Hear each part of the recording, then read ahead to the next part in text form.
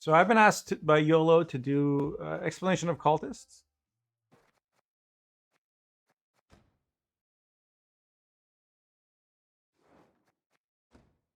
So let's show the deck first. This is the standard cultist deck. It's the one you see people take to tournaments. And it's, as far as Gwent decks go, if you're not at all familiar with it, it can take a while to figure out exactly how everything works. Which is why I recommend you play yourself. You're going to have a much easier time beating it, understanding its weaknesses. But yeah, the standard deck runs the Imprisonment Leader, uses Curse Scroll. There's always the Eternal Eclipse scenario, the 2 gold cultists. Typically, there's a Vigo, and Dandelion Poet, or generally cards that can play multiple cards in one turn. And we'll get to why that's important later. It will always play the 2 Deacons. It will always play the 2 Initiates.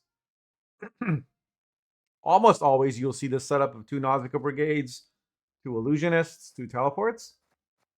And then the rest of it can vary, but the most common one is 1 Mage Infiltrator, 1 Hunter, 1 Informant.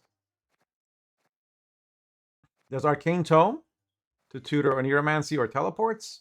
There's Mana to draw Oneiromancy or Scenario, or Dandelion, or something else if you've already played Driftbond. So the core mechanic of Cultists is this.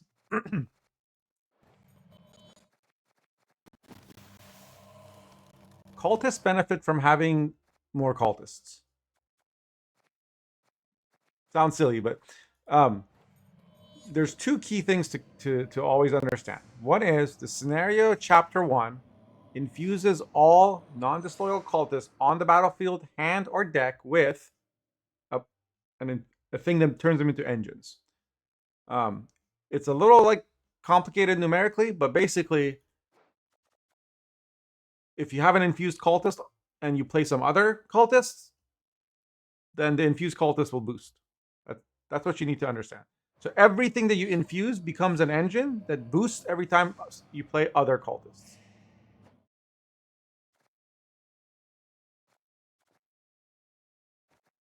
Is it too loud, Ter?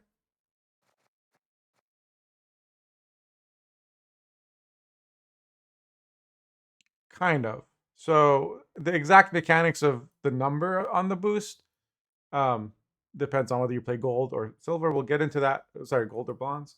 But at a high level, what you want to do is you want to have as many units be the cultist tag.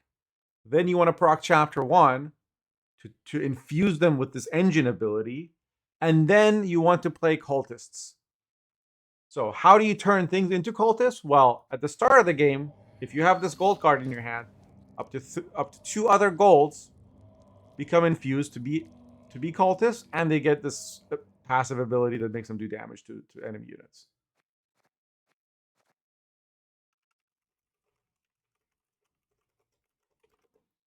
So that's method number 1. Master of Ceremonies infuses 2 gold in your starting deck. Method number 2. You play a Deacon.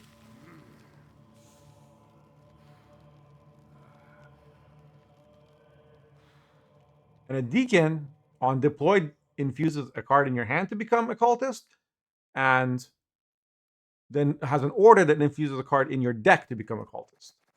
So the general strategy with this deck is always play your Deacons, infuse everything that you can, play the scenario, get to chapter 1, and then it can be the next round, it can be whenever.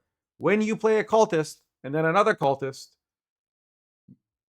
the first cultist will get boosted by 1. And then next time you play cultist, both cultists will get boosted, etc. Assuming they're all infused with this engine ability. Well, how does that happen? That means they have to be cultists before chapter 1 procs. Now, of course, in an idealized world, you would have both Deacons in your hand in round 1. You would have both teleports, and then and you'll just infuse everything, like literally everything. You can even infuse disloyal units. They won't become engines, but because they'll be cultists, they'll boost everything else. Okay. Now most games that doesn't happen. Most games you don't draw all that in round one or before you have to play your scenario. And most games opponents will try to stop you from infusing things, right? But in general, you want to make as many cultists as possible. Then you want to infuse them all with this engine ability from chapter one. Then every card that you play ends up being an engine that opponent has to answer, or it keeps growing. And the way that it keeps growing is every time you play cultist, it gets boosted. But if the cultist you played was a bronze, the boost goes up by one. So at first it's 1 per turn, then it's 2 per turn, then it's 3 per turn, then 4. That's how cultists get ridiculous points. So that's how the mechanics work, right? Now, why does the deck have all these tutors and all that stuff? Well, because like I said, it's important to get deacons out first. What you want to boost with your deacons is actually a fawn. This is the most important card you want infused. And after that, you want to infuse Nausicaa Brigades. Once you've infused those, then it's usually Vigo and Dandelion, and then like the bronzes that you play on your side of the board, like Illusionists. And finally, it's like Spies. Spies are the last one because Spies can't become engines; they can only proc other engines. So this deck plays Curse Scroll because it's very important to draw your deacons. And scenario, and you have Arcane Tome that you can play into Onira, Arcane Tome that you can play into Teleports, or Dandelion, or Oniromancy, Mata, whatever. So let's, Candy Andy here has agreed to do a friendly game with me to show you kind of a typical cultist game. The reason I'm not doing this on the ladder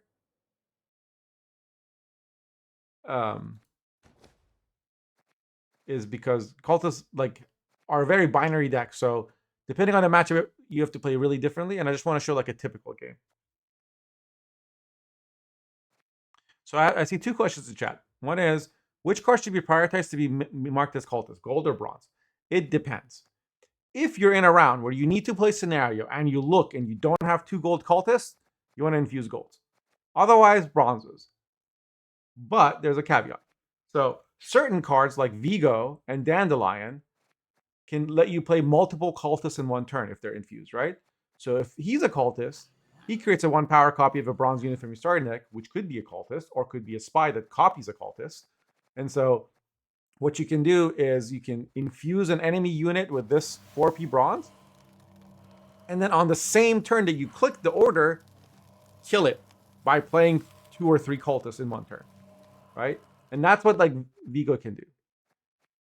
The other sort of power play that you have in this deck is that when you play scenario, you immediately use your last leader charge, and that causes a fawn to be played. And if you've already infused a fawn, that will trigger chapter 1. That means your scenario cannot be answered by Heatwave. At least chapter 1 of the scenario cannot be prevented using Heatwave. Okay, now you don't always do that. If your opponent doesn't have a Heatwave, you may not want a leader, etc. But that is the purpose of why this deck works, why these cards are in the deck.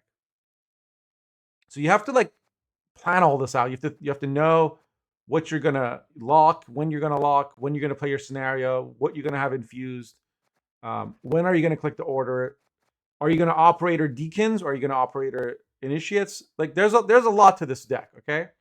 And the best way is to practice it a bit and then watch other people play it and then practice it some more. The other question was, how do you play against this deck? It really depends on the matchup. But in general, if you can stop deacons from infusing stuff, that's good.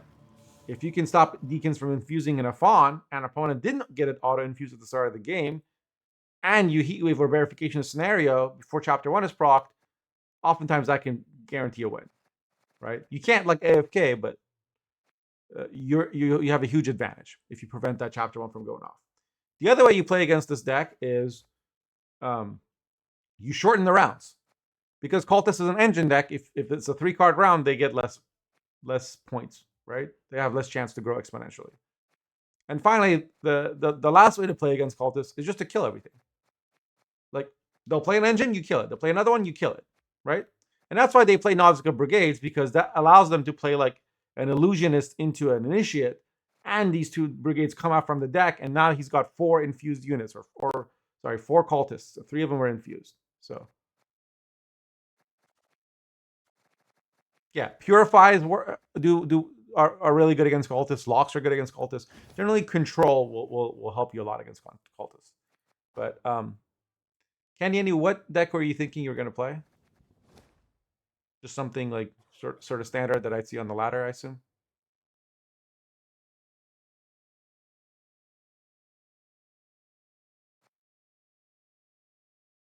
Deathish? Okay. All right. So the final thing, when you're playing with cultists, you must always use a Geralt skin. This is really important. And then as far as the cosmetics, pick whatever you think is the most obnoxious. This is what I'm going with. You don't have to go with this, but it needs to be Geralt. If you don't have Geralt Journey, you're not allowed to play cultists. Go buy it first.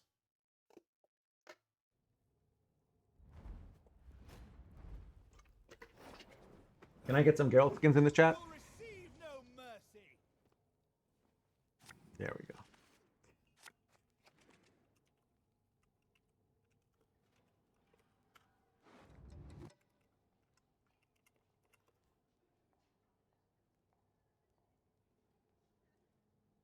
Okay, so round 1. I've got both brigades in hand. I don't have any deacons. This is already a gold cultist. I always mulligan that in round 1. I don't need 2 initiates in round 1, I don't think. I'm mulligan 1. Okay.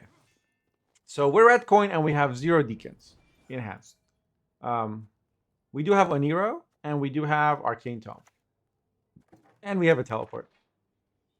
So my plan, really revolves around what my opponent's doing, right?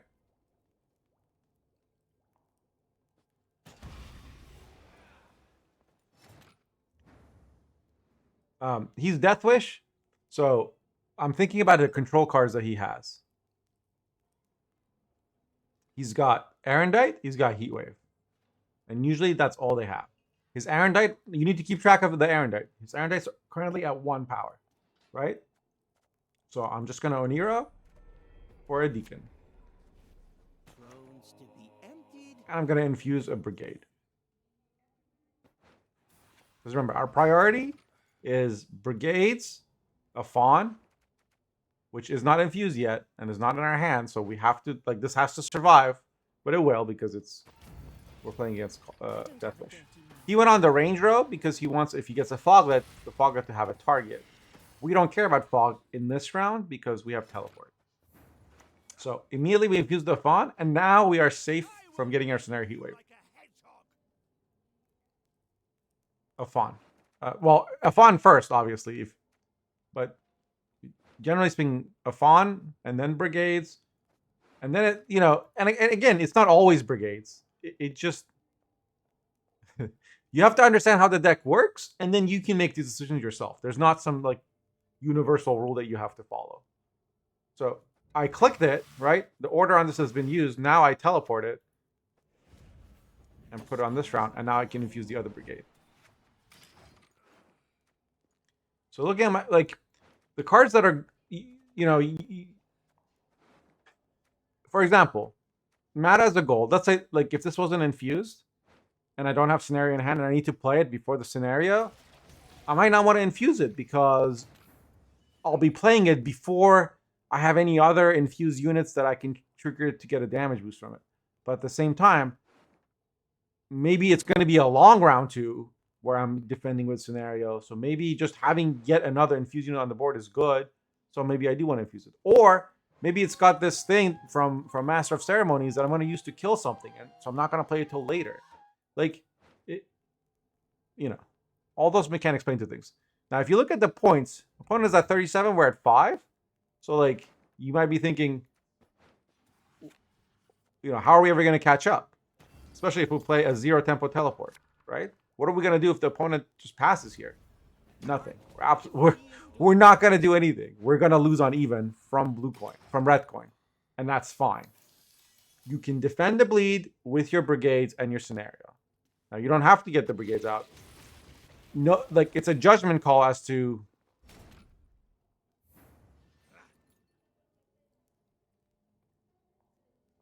whether you use one or the other or both or operator.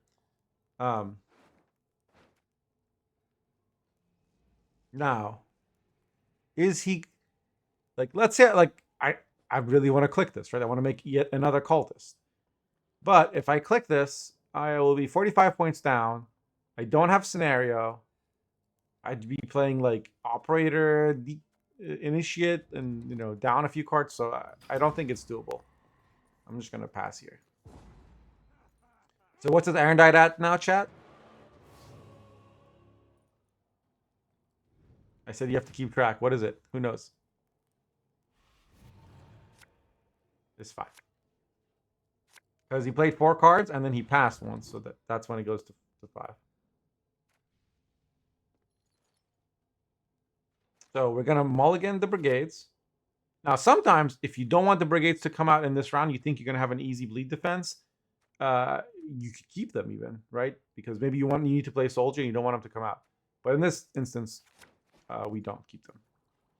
So, because what's he got to do? He doesn't have control, right? I said your options are either answer the deacons, which he couldn't and didn't, kill everything that comes out, which he can't because he's Death Wish, or you want to shorten round 3. So he's going to try and play like as much as he can in round 2s. As long as I'm not able to hear a pass, he's going to keep playing. I do have 3 locks in this deck, so I have to think about how I'm going to use those. But first, I'm going to play this Deacon and infuse this Operator, because Operator is a card that I most likely, well, I'm never mulliganing this since I have an Operator for these initiates.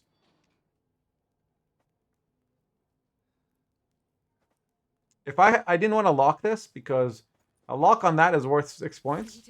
I guess 9 technically. But a lock on this is worth more because he can Abaya this.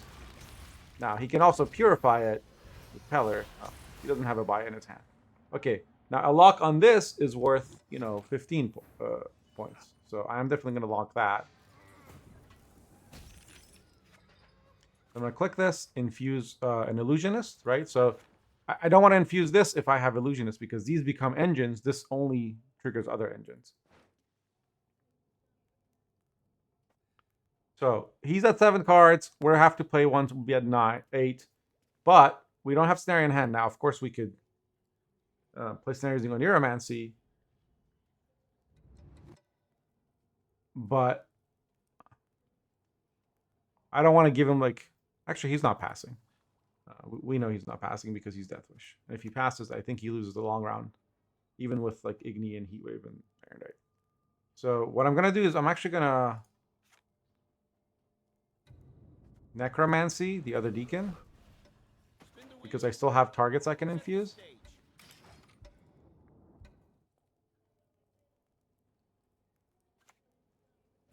Okay, so there's the Erendite. It's at 7. And it's going to keep growing. We're not really going to focus on that. We're going to outpoint the Erendite. The Erendite's going to kill a cultist no matter what, and then that's that. So now, because we need scenario, and we like to elongate the round whenever we have the option to, we're going to play this. This is going to draw the scenario. We still have Onira left, which we can use on like Vilgefortz or Prophet or something if we need to. And critically, I have a leader charge left, and a Fawn is in the deck, right? So a Fawn, whenever you use your last leader charge, play this unit from deck. Play is important because it's not summon, you play it. And that's why it triggers the scenario.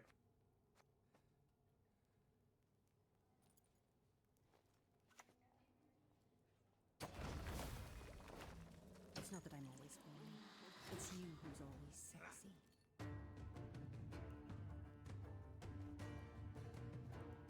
Also, we need some more appropriate cultist compatible music.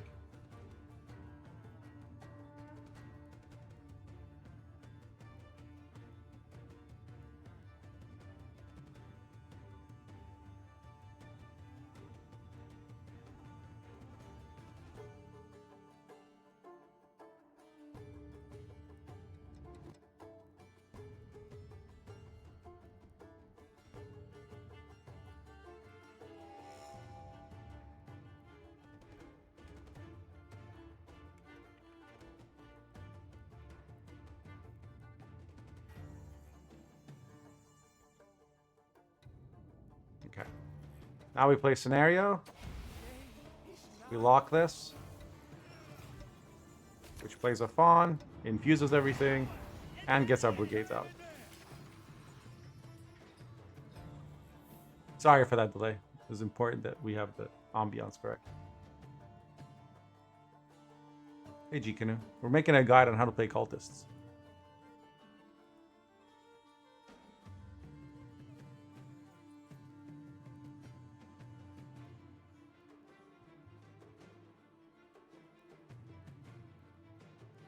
So look at the board right now. Everything that you see is infused. And right now it says, whenever you play cultist, boost self by 1.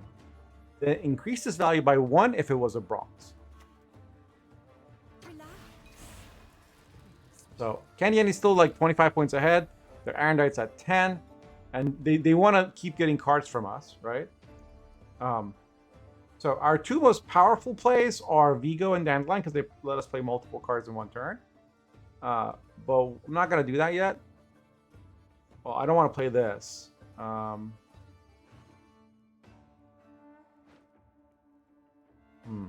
do need to play gold. I think what I'm going to do is just Decree for Master of Ceremonies. Because that card's not as good later. Sorry, not Decree. On Neuromancy. This is going to give me Proc Chapter 2, which will give me another bronze. And I'm going to play this. And infuse the last remaining card in my hand that isn't already a bronze. Now, notice I haven't clicked this yet. I should have clicked this. That would have put me ahead.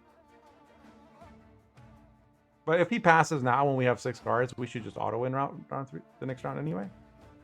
But there's no reason to hold this click. You have all the armored soldiers you're going to have. Now we have 1, 2, 3, 4, 5, 6, 7. So now each of these, because I played a bronze, right? I played a gold, which boosted them all by 1. Then I played a bronze, which boosted them all by 1, but then changed the number to 2. Right? So this used to be 4, got boosted twice. The next cultist I play, I will get 14 points. Just from having played that.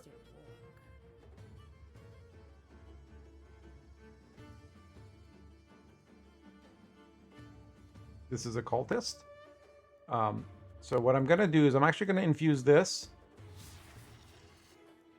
Because I think I can force him to hero pass. I'm going to infuse something in my deck. It doesn't really matter at this point because it's just going to be for the tag. Okay, so how did this happen? Right? We have the initiate, which when you infuse an enemy, it can only infuse enemy bronze. When you infuse an enemy bronze, every time you play a cultist, it takes 1 damage. When it dies, and it did because it only had 1 health, you get a copy of it on the other side.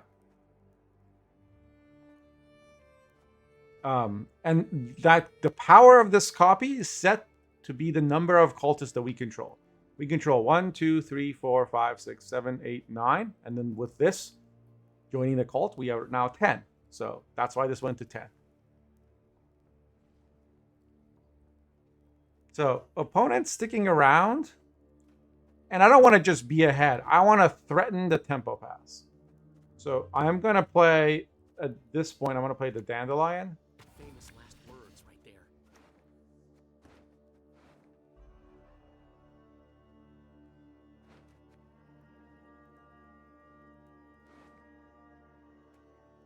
Into this Mage Infiltrator. Do you honestly think you can catch me? You fool. And now we're up by 80 points.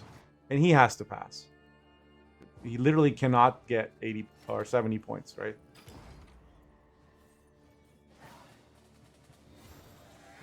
It's important not to like just jam your operator if you've already used your leader. Like, it's kind of your other win con.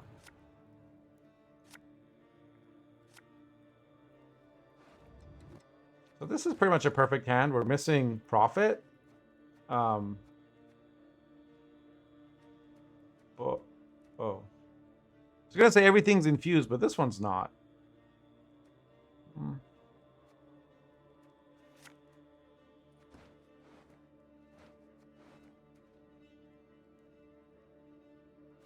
I think that's better. Informant's really good when you have Operator in your hand, but he can consume the Cultist that we play, so. Oh no. I don't think opponent rage quit. Considering it's a friendly game. Okay, they're back. Yes. Hooray. So because we lost in the previous round, we have to go first. Because we lost round 1, we have to go first, which is actually good for us. We're just going to open with Operator into Initiate. Now, this one's not going to be an engine because it just spawned, right? It didn't exist when the Chapter 1 was proc. But the point of this is to put one on his side. Candy Andy smartly heat waved it, so we have no infusion targets right now, right? So the question is, what are we going to illusionist? I guess Succubus. But first I'm going to play this other Initiate. Because eventually he's going to have to play units. We have 2 ways of killing what we infuse, right? We don't want to infuse a thing and then let him like purify it or whatever. We can either infuse it by playing. We can either kill it by just doing damage to it, which, you know, this, like if I were to infuse this once and I play this, this will take 1 damage. If I were to infuse it twice and play this, it would take 2 damage. If I were to infuse it twice and play Vigo, and Vigo gives me another Cultist, well, then it will just die immediately, right? But I'm not gonna do that. I'm gonna play another one. So notice that when I played this, the infused Initiate went up by 1 and the number changed to 2. But this one did not boost because this one was not an infused unit.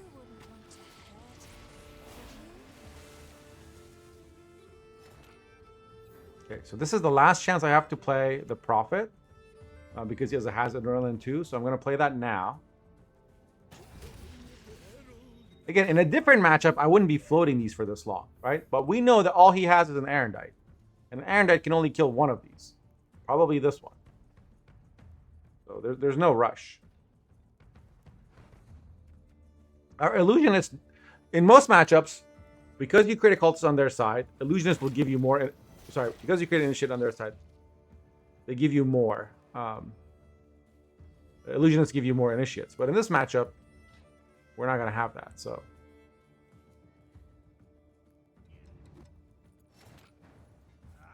This is really, at this point, just a point slam, right? So now he's got a 6.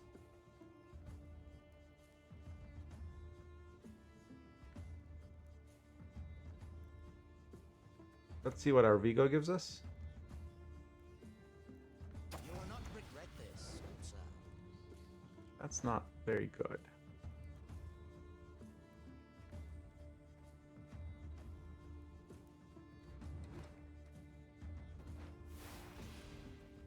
We're gonna just lock this.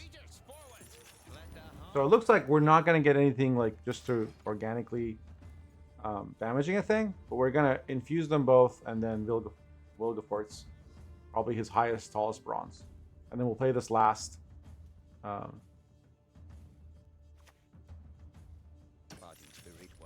yeah, that's the Prophet card. So he's got another card left. He hasn't played Kairan yet, so interesting. You didn't want us to have a base 4 unit? We don't care.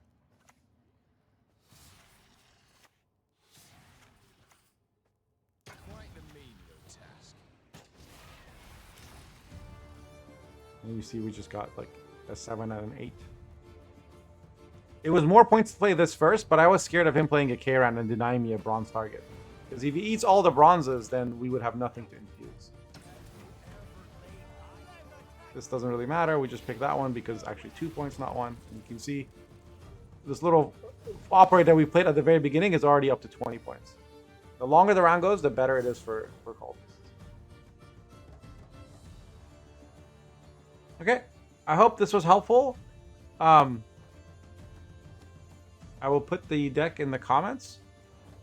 in the description. Sorry. If you have any questions about Cultists, just post in the comments. I'm happy to answer, or just stop by the stream.